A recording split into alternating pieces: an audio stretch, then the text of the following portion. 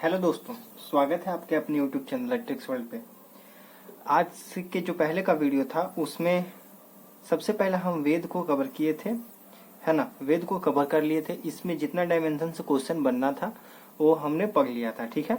हम पिछले वीडियो में बोले थे कि दूसरा जो टॉपिक रहेगा वो वेदांग के बारे में रहेगा। अभी याद रखिएगा कि अभी सिर्फ हमारा धर्म ग्रंथ चल रहा है। कौन सा?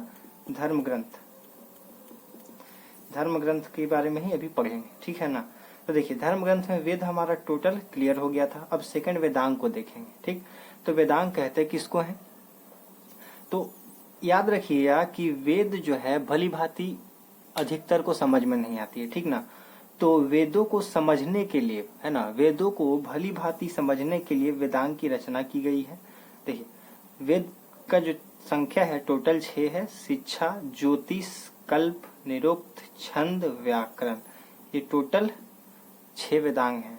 वेदांग किसको कहेंगे? तो वेदों को भली भांति समझने के लिए वेदांग की रचना की गई है। यहाँ देख सकते हैं, मेंशन है। वेदांग 6 याद कर लीजिए: शिक्षा, ज्योतिष, कल्प, निरुक्त, छंद, व्याकरण, ठीक है ना। अब वेदांग इससे ज्यादा नहीं देखना है। अब देखते हैं आगे चल के पुराण को, ठीक है। तो पुराण में क्या है कि पुराण के रचयिता जो हैं वो लोमहर्ष को माना जाता है, या फिर इनके एक पुत्र हैं जिनका नाम उग्रश्रवा है, उनको माना जाता है, ठीक है ना। तो पुराण के रचयिता कौन है? लोमहर्ष या उग्रश्रवा। पुराण की संख्या टोटल 18 है और सबसे प्राचीन पुराण जो है वो मत्स्य पुराण है। याद रखिएगा, सबसे प्राचीन पुराण तो बच्चा बच्चा बोलेगा मत्स्य पुराण, ठीक है। अब जानेंगे कि कौन सा पुराण किस वंश से संबंधित है। तो देखिए, विष्णु पुराण जो है वो मौर्य वंश से संबंधित है, वायु पुराण जो है गुप्त वंश से संबंधित है, और मत्स्य पुराण जो है वो अंध्र सातवाहन से संबंधित है। अगर याद नहीं रहता है तो ऐसे याद रख सकते हैं। जैसे कि देखिए, विष्णु पुराण क्या है? विष्णु जी अपने सर पे मोर का मुकुट धारण करते हैं ना, तो मोर से याद रखिएगा मौर्य वंश। वायु पुराण, तो वायु पुराण गुप्त वंश से संबंधित है। कैसे याद रखेंगे, ठीक है ना। तो देखिए, वायु क्या होता है? गुप्त होता है, किसी को नहीं दिखाई पड़ता है, होता है पर दिखाई नहीं पड़ता, गुप्त रहता है। तो ऐसे याद रखिएगा कि वायु पुराण किस वंश संबंधित है? तो वायु गुप्त यानी कि गुप्त वंश से संबंधित है। बाकी मत्स्य पुराण आंध्र सातवाहन वंश से संबंधित है, ठीक है ना। एक नोट है कि वेद जो है यानी कि संहिता, संहिता किसको बोले थे? हम चारों वेदों को मिलाते थे तो संहिता हो गया। तो बोलेगा कि संहिता के बाद किस ग्रंथ का नंबर आता है? तो शतपथ ब्राह्मण का आता है। ब्राह्मण में भी किस ग्रंथ का? तो शतपथ ब्राह्मण का आता है, ठीक है ना। वेद में ब्राह्मण का, फिर उसके बाद आरण्यक का नंबर आता है, फिर उसके बाद उपनिषद का महत्व है, ठीक है ना। यानी कि संहिता के बाद किस ग्रंथ का सबसे ज्यादा महत्व है? तो ब्राह्मण ग्रंथ का। हर वेद का अपना अपना ब्राह्मण ग्रंथ है, ठीक है, वो आगे देखेंगे। फिर उसके बाद किसका है? तीसरा नंबर पे तो आरण्य का, चौथा नंबर पे उपनिषद का, ठीक है ना। अब देखिए कि ब्राह्मण में सबसे ज्यादा महत्वपूर्ण कौन सा ब्राह्मण ग्रंथ है? तो शतपथ ब्राह्मण ग्रंथ है। और इसी ब्राह्मण ग्रंथ में स्त्री को पुरुष का अर्धांगिनी कहा गया है, ठीक है ना। ये याद रख लीजिएगा। चलिए आगे देखते हैं।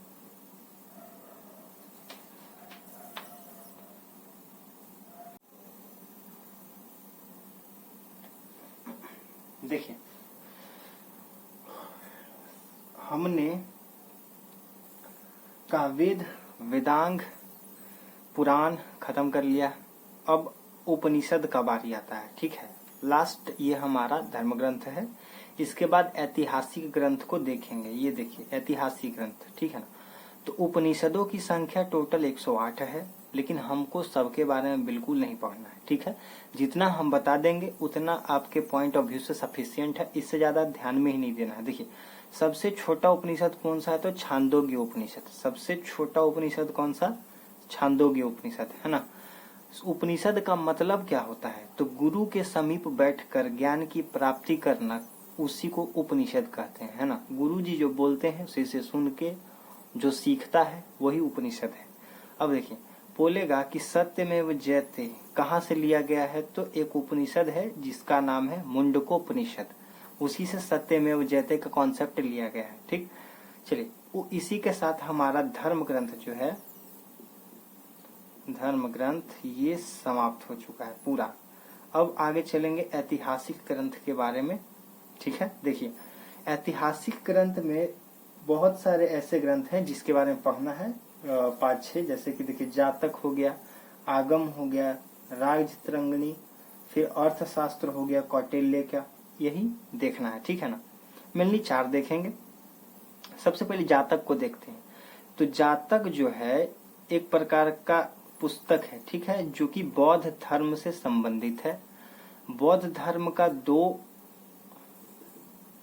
शाखा है, जिसका पहला जो है हीनयान और सेकंड महायान, है ना। जातक किस धर्म से संबंधित है? तो बौद्ध धर्म से।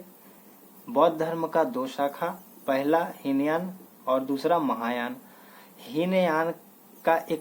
हीनयान जो शाखा है उसकी एक पुस्तक है जिसका नाम है कथावस्तु, ये याद रख लीजिएगा, ठीक है ना। हीनयान का जो पुस्तक है, हीनयान शाखा का, उसका नाम कथावस्तु। कथावस्तु में क्या लिखा गया है भाई? तो महात्मा बुद्ध के बारे में लिखा गया है ना। किसके बारे में लिखा गया है? महात्मा बुद्ध के बारे में लिखा गया है। अब देखिए जातक बस इतना ही है, ठीक। और ये क्या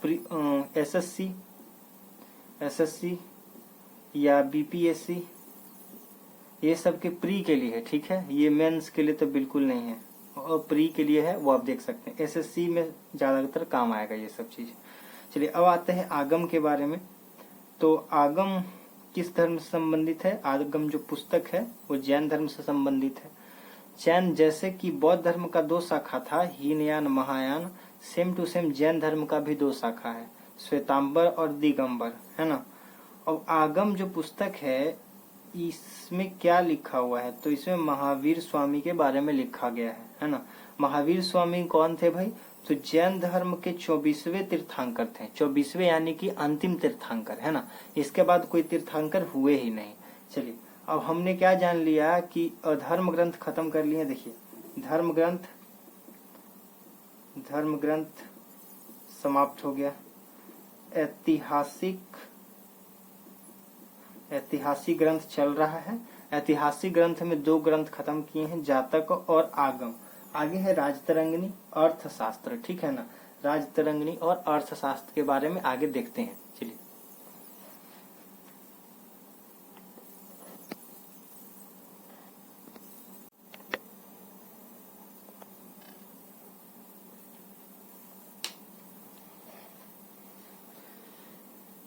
देखिए अब आगे देखना है हम लोग को राजतरंगिणी और अर्थशास्त्र के बारे में, ठीक है ना। तो राजतरंगिणी क्या है? ये भी एक हमारा ऐतिहासिक ग्रंथ है। धार्मिक ग्रंथ तो पहले ही खत्म कर चुके हैं। तीसरा नंबर पे हमारा आता है राजतरंगिणी। राजतरंगिणी का मतलब क्या होता है? देखिए इसका शाब्दिक अर्थ होता है राजाओं की नदी, है ना। राजतरंगिणी का मतलब क्या होता है? राजाओं की नदी। इसके लेखक कहल्लन है और इसमें लिखा क्या गया है भाई? तो कश्मीर का इतिहास लिखा गया है। राजतरंगिणी में क्या लिखा गया है? तो कश्मीर के इतिहास के बारे में चर्चा किया गया है। कब से कब तक? तो प्रारंभ से लेके 12वीं शताब्दी तक, है ना। मतलब शुरू से लेके 12वीं शताब्दी तक का इतिहास का चर्चा किया गया है राजतरंगिणी में, जिसके लेखक कहल्लन है, ठीक है। बने रहिएगा इस वीडियो के साथ, क्योंकि हम लास्ट में क्वेश्चन आंसर भी करने वाले हैं जो हमने अभी तक पढ़ा है, ठीक है ना। चलिए देखिए ये राजतरंगिणी खत्म। अब आता है अर्थशास्त्र, ठीक है। तो अर्थशास्त्र के लेखक चाणक्य हैं। चाणक्य का 2 और नाम, ठीक है ना, कौटिल्य और विष्णुगुप्त, ठीक है। कभी कभी कौटिल्य ना दे के विष्णुगुप्त देगा, या कौटिल्य देगा या चाणक्य देगा, तीनों एक ही आदमी है, एक ही आदमी का 3 नाम, ठीक है। चलिए देखिए अर्थशास्त्र में लिखा क्या गया है? तो राजनीति की बातें लिखे गए हैं। ऐसे अर्थशास्त्र यानी कि इकोनॉमिक्स होता है ना, लेकिन इसमें ज्यादातर क्या बोलो, पूरा का पूरा पॉलिटी का बात लिखा गया है। बस नाम है अर्थशास्त्र, लेकिन है राजनीति की पुस्तक, ठीक है ना।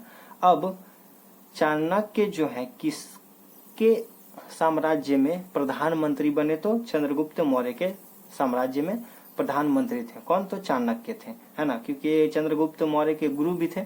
तो उस हिसाब से जब चंद्रगुप्त मौर्य ने राज्य सिंहासन हासिल किया मगध का, तो चाणक्य जो थे इनके राज्य में पीएम बने थे, है ना, प्रधानमंत्री बने थे। अब देखिए इसमें किसका विवरण मिलता है भाई? अर्थशास्त्र में क्वेश्चन आएगा, अर्थशास्त्र में किसका विवरण मिलता है? किस वंश का? तो मौर्य वंश का विवरण मिलेगा। एक बात और है कि अर्थशास्त्र जो पुस्तक है उसकी तुलना मैकियावेली का जो पुस्तक है द प्रिंस उससे किया जाता है ना। मैकियावेली एक व्यक्ति थे जिन्होंने एक पुस्तक लिखी थी द प्रिंस, उसकी तुलना अर्थशास्त्र से किया जाता है। अर्थशास्त्र किसका है तो चाणक्य का है, यानी कि कौटिल्य का है ना। अब देखते हैं ये आपका जो ऐतिहासिक ग्रंथ, देखिए ऐतिहासिक ग्रंथ भी समाप्त हो गया। धार्मिक ग्रंथ तो पहले ही समाप्त हो गया था, है ना। धार्मिक ग्रंथ तो पहले ही समाप्त हो गया। ये थोड़ा सा एडिशनल फैक्ट है, थोड़ा सा याद रखने लायक है कि स्मृति के बारे में पढ़ते हैं तो स्मृति में दो स्मृति के बारे में जानेंगे, मनुस्मृति, नारद स्मृति, है ना, सबसे मेन। और क्या है कि सबसे प्राचीन स्मृति कौन सी है तो मनुस्मृति। पूछेगा एग्जाम में क्वेश्चन कि सबसे प्राचीनतम स्मृति कौन सी है तो मनुस्मृति, ठीक है। और मनुस्मृति जो है किस वंश से संबंधित है तो शुंग वंश से, इसमें शुंगों का इतिहास लिखा गया है। और नारद स्मृति जो है गुप्त वंश से संबंधित है, ठीक है ना। नारद स्मृति किस वंश से संबंधित है तो गुप्त वंश से संबंधित है। चलिए आज का टॉपिक जो है हमारा यहीं तक रहेगा। अब थोड़ा क्वेश्चन आंसर कर लेते हैं, जो अभी तक हमने पढ़ा है देखते हैं आप कितना सीखे हैं, ठीक है ना। चलिए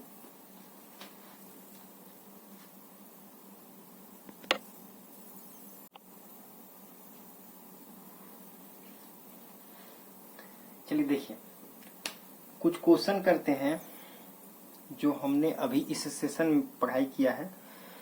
क्या है, सबसे पहला क्वेश्चन है कि जातक किस धर्म से संबंधित है। जातक जो पुस्तक है वो किस धर्म से संबंधित है, जवाब दीजिए। चलिए देखिए जातक जो है वो बौद्ध धर्म से संबंधित है। बौद्ध धर्म से संबंधित पुस्तक है, ठीक है। आगम किस धर्म से संबंधित है, जवाब दीजिए। आगम जो है किस धर्म से संबंधित है तो ये जैन धर्म से संबंधित है। जैन धर्म से संबंधित है। आगम पुस्तक किस धर्म से संबंधित है, जैन धर्म से संबंधित है। चलिए द प्रिंस किसके द्वारा लिखी गई है। द प्रिंस पुस्तक किसके द्वारा लिखी गई है, हमने आपको बताया है कि मैकियावेली की ये पुस्तक है ना, जिसकी तुलना कौटिल्य के अर्थशास्त्र से की गई थी, है ना। तो द प्रिंस किसकी पुस्तक है भाई तो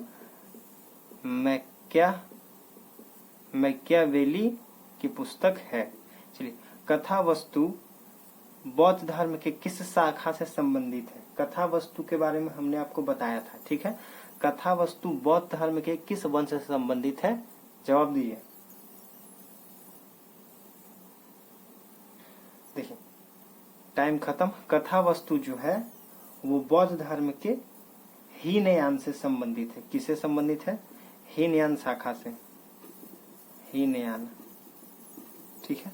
वायु पुराण किस वंश से संबंधित है तो वायु पुराण हम बताए थे कि वायुगुप्त यानी कि गुप्त वंश से संबंधित है। वायुगुप्त रहता है ना, गुप्त वंश से संबंधित है, ठीक है। अब देखिए कि नारद स्मृति किस वंश से संबंधित है तो नारद स्मृति भी गुप्त वंश से संबंधित है। गुप्त वंश। चलिए आज का सेशन यहीं तक रहेगा। Thank you.